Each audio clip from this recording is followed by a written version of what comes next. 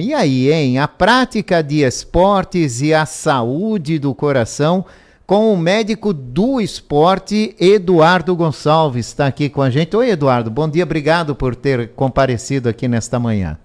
Bom dia, o prazer é todo meu. Eu adoro falar sobre prevenção e sobre saúde, exercício físico e esporte. E é um prazer novamente estar aqui nesse dia gostoso. Antes da gente entrar diretamente, né, na prática esportiva e nos benefícios para o coração, o que é o médico do esporte, doutor?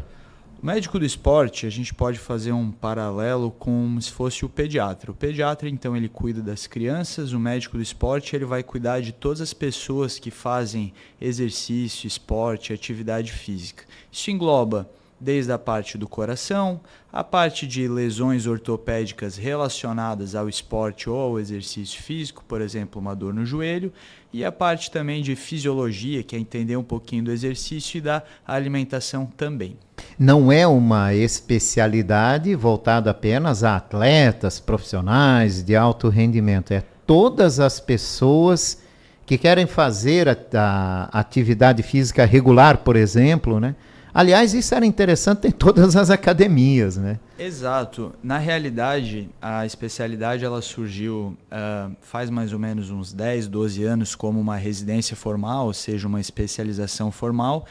E o nome completo dela, na verdade, é Medicina do Exercício e do Esporte. Esporte engloba coisas que são competitivas, exercício, qualquer atividade como, vou sair caminhar com a minha esposa, vou fazer uma academia.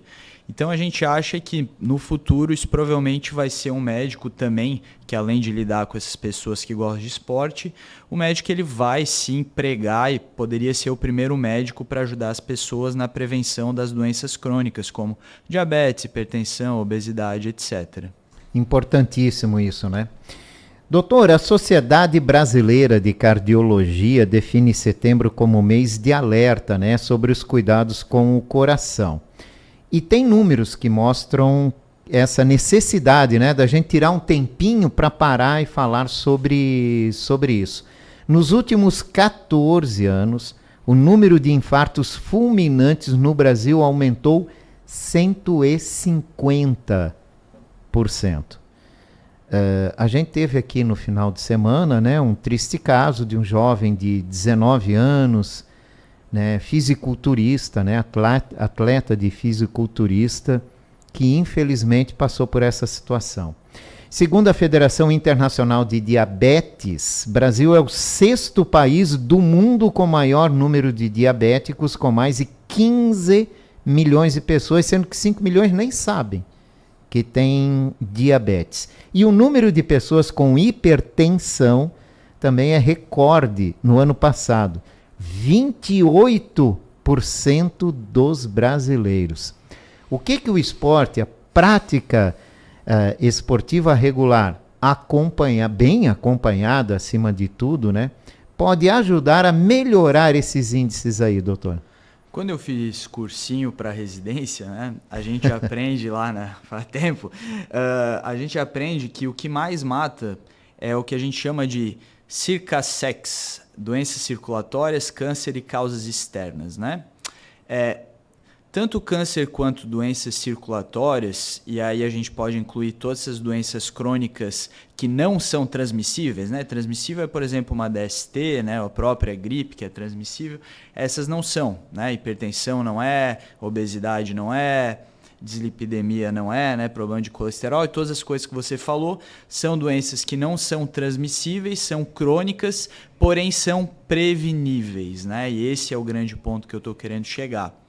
A partir do momento que existe um limite no qual você pode ir por 2 caminhos, é como se fosse ali onde a velha abre as pernas. O caminho 1 é começar a se cuidar, melhorar esses marcadores de saúde através da atividade física, do exercício físico. Não necessariamente você precisa fazer um esporte, ou seja, engajar numa atividade que é competitiva, mas começar a mexer essa máquina que é seu corpo. Você pode ir para o caminho da saúde e caso você vá para o outro lado, que a velha abre as pernas e já está diagnosticado com isso, mesmo assim o exercício físico ele é extremamente adjuvante dentro da terapia, ou seja, além de usar o medicamento, você pode usar isso como uma ferramenta, como se ele fosse um remédio mesmo, e vai te ajudar muito, muito, muito a não desenvolver uma piora dessas situações. Por exemplo, diabético vai amputar o dedo, que a gente sabe que existe essa situação. O próprio cara com alteração de colesterol, de pressão, vai provavelmente diminuir a chance que ele vai infartar,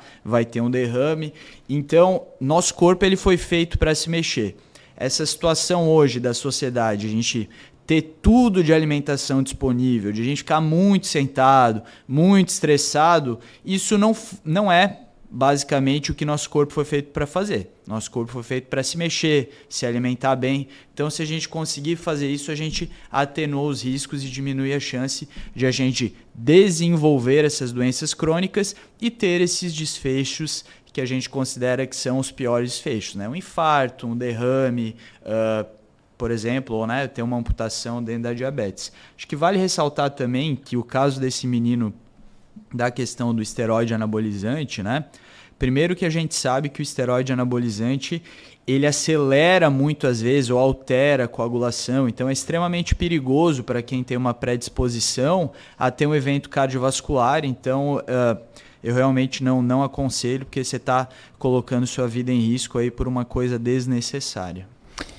Doutor, já se fala muito e há muito tempo de que a prática de atividades físicas é a melhor prevenção para uma série de doenças, se não todas. Né? E nos últimos anos, eu não sei se o senhor concorda comigo, vamos nos focar aqui na nossa cidade, né? É mais visível que mais academias estão abrindo, mais academias estão cheias e mais pessoas a gente vê na rua fazendo alguma coisa, ou correndo, ou caminhando, ou fazendo alguma coisa. Agora, também tem muita gente que é muito ociosa, né? Não faz nada, né? E de repente resolve, não, vou parar e vou fazer alguma coisa. Prática de atividade física, mas sem acompanhamento. Há algum risco nisso, doutor? Quais são as orientações para quem quer fazer a prática de atividade física irregular? Quanto deve se fazer? É mesmo 3 vezes por semana? Já tá bom ou não é bem assim? Primeiro a gente tem que entender quem você é, né? E para você entender quem você é nesse sentido de saúde, seria interessante fazer um primeiro exame para ver se a sua pressão está ok, se o coração está ok, se os exames, se o colesterol, a glicose estão ok, tá? Porém, isso não significa que você já não pode começar, né? Então, a gente fala, bom, primeira coisa é atividade física. Atividade física, a definição é qualquer coisa que você faz se mexe. Eu trabalho em pé, isso já é atividade física. Eu vou a pé para o trabalho, isso já é atividade física. Porém, é indicado pelo Colégio Americano de Medicina Esportiva, e a Sociedade Americana de Cardiologia também concorda, entre 150 a 300 minutos por semana de atividade aeróbica. Aí, isso é um exercício físico, ou seja, alguma coisa programada. Eu estou programando caminhar, vou caminhar mais ligeirinho. Estou programando correr, vou correr. Estou programando andar de bicicleta, vou correr. Então, esses 150 a 300 minutos, eles são divididos na semana. Ou seja, pode ser 5 vezes na semana, 7 vezes na semana. No caso aí, 3 vezes na semana, 2 vezes na semana, se você quiser. Boa sorte, 150 minutos por dia vai te deixar quebrado. O melhor é você dividir. 150 minutos por semana é o mínimo, que se você pegar, você já vai ter um monte de benefício, que nem você falou, que ajuda a prevenir, atenuar os riscos. Uma atividade que seja moderada e intensa, ou seja, não é para ser muito leve, para você sentir que seu coração está indo mais rápido, que a respiração está indo mais rápido, você está um pouquinho ofegante, isso aí gera a adaptação positiva. Claro que a partir do momento que você, além de você entender se você já tem um fator de risco, por exemplo, indo no médico, fazendo os exames da pressão, exames de sangue, exames de coração, se você começar a fazer uma atividade que é mais intensa, e aí eu quero fazer uma ressalva, o cara que ele fica, durante a semana ele é sedentário, ou seja, ele não faz nada, e ele vai jogar aquela pelada com os amigos durante o final de semana, que ele dá aquele baita daquele pique, que o coração vai lá em cima, isso aí, dependendo se a pessoa tiver algum risco, pode sim aumentar a chance para ela ter um evento cardiovascular, por exemplo, um infarto.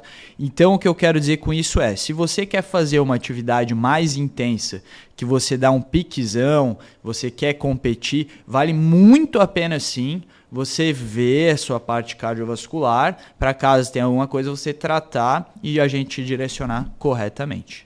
E a prática física regular, isso vai fazer muito bem para o cidadão, né? Com certeza. Basicamente comece agora, comece de leve. Paralelo a isso, vá no seu médico, faça os exames e vá aumentando gradualmente o número de dias que você faz e a intensidade que você faz.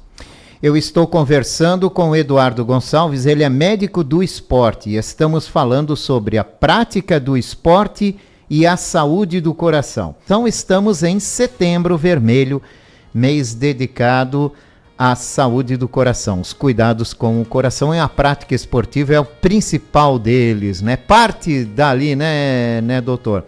Doutor, como é que se define o sedentário? Uma pessoa sedentária. Quem é uma pessoa sedentária? Bom, então é importante a gente entender que é definido como uma pessoa sedentária quem faz menos do que 3 vezes por semana de exercício físico por 3 meses. Então, eu vou lá e jogo meu futebol 1 vez por semana e acho que eu tô protegido. Não tá, tu é sedentário, tá? Não tô falando isso de maneira para assustar, mas a gente tem que entender que o exercício ele sim tem uma dose, uma frequência, uma intensidade, então você não tá atingindo os benefícios que ele pode te dar fazendo 1 vez por semana. Então, quem faz abaixo de 3 vezes por semana uma atividade física regular é considerado sedentário. Sim, por 3 meses. Se inclui nesse grupo, né? Sim, por 3 meses. Sedentário ABC. Exato. Que a gente pode definir assim, né? E como deve ser o trabalho com esse sedentário, por exemplo, né? Uma pessoa que não é acostumada a fazer atividade física, de repente procura uma academia, por exemplo, né? Qual seria, eu já vou falar qual seria, porque existem academias de tudo quanto é tipo, né? Umas exemplo, outras nem tanto. Qual seria o ideal de atendimento, né? Bom, se tu fosse meu paciente, né? Se essa pessoa que está ouvindo é sedentária fosse meu paciente, eu falaria assim, primeiro o importante é começar. Começa do jeito que você consegue. Vai lá, começa uma caminhada. Antes de entrar na academia e começar a engajar em atividades que são mais intensas, já marca o médico, já faz os exames de coração, vê pressão, faz os exames de colesterol, os exames de sangue para entender se realmente não tem risco você fazer uma atividade mais puxada, né? Mas paralelo a isso já pode ir fazendo atividades leves, uma bicicleta bem leve, uma caminhada mais leve, e aí vai devagar aumentando conforme a sua tolerância.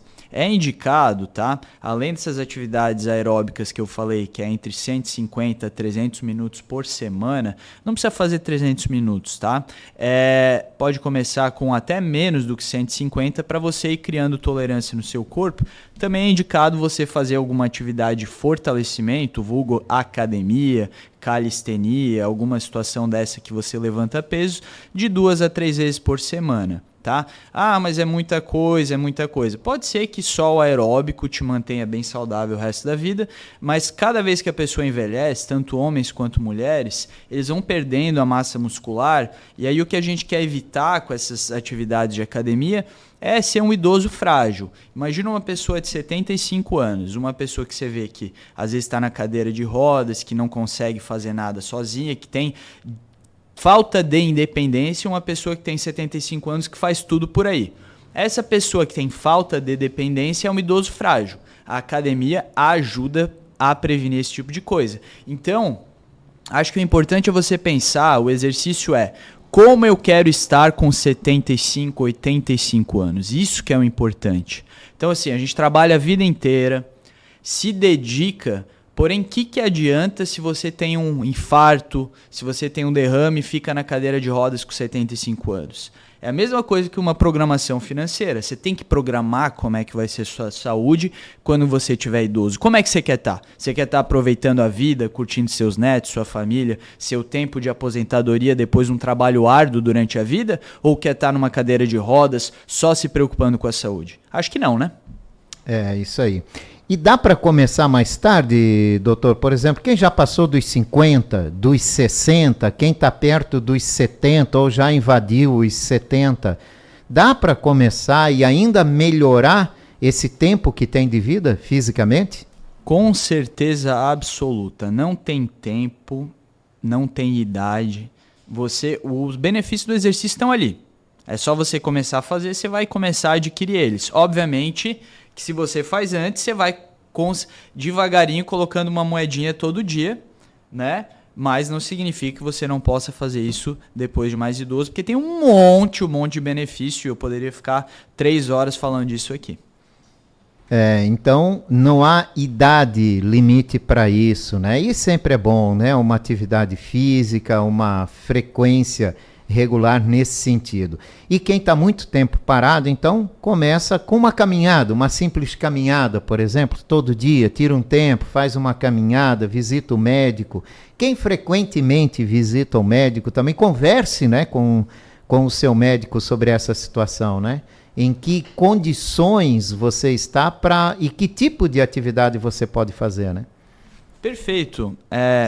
Obviamente, que nem eu falei, as atividades intensas têm que ter mais cuidado, mas existem inúmeras atividades. Bicicleta, natação, dança, corrida. Acho que também tem que fazer alguma coisa que você se identifica, né? De nada adianta eu chegar e falar, bom, você vai fazer isso aqui, mas se odeia e vai parar daqui a 2 semanas. Então, eu sempre falo que o ótimo é inimigo do bom. Né? Então começa com o bom, faz o feito é melhor do que perfeito, começa devagar, tenta fazer uma coisa que você gosta. Não gosto totalmente, mas se gosta meio já tá valendo se você for fazer. Já é muito, né? Exato. Uma coisa que acho que vale falar, até a gente falou de 60, 70 anos, quanto mais tempo vai passando, mais a atividade resistida, ou seja, musculação, vai fazendo mais efeito, ou seja, mais idoso se beneficia até mais da musculação do que o aeróbico. Olha só, né? Então é importante levantar uns pezinhos de vez em quando. Não precisa ser exagerado, né, doutor? Se bem que tu chega lá na academia, tem uns caras lá, acho que levanta assim, 100, tu vai com 5. Exato. Eu acho que assim, as pessoas às vezes voltamos a falar do feito é melhor do que perfeito e que o ótimo é inimigo do bom. Se você vai correr, você não vai começar correndo uma maratona. É a mesma coisa que você entrar na academia. Você não vai começar a pegar um monte de peso. E isso, até aqueles caras não começaram a pegar aquele tanto de peso. Eles começaram devagar, no pouquinho, e cada dia eles foram melhorando um pouquinho. Então vai na sua tolerância, vai tendo a sua evolução semanal, sua evolução mensal, semestral e anual. O importante é você ser melhor do que você foi ontem. Obrigado, doutor, pela sua participação, pelas orientações e o conhecimento que o senhor nos trouxe aqui acima de tudo. Olha, eu agradeço, um prazer. E é isso aí, valeu, tchau, tchau. Eduardo Gonçalves, médico do esporte, falou com a gente hoje sobre a prática esportiva e a saúde do coração.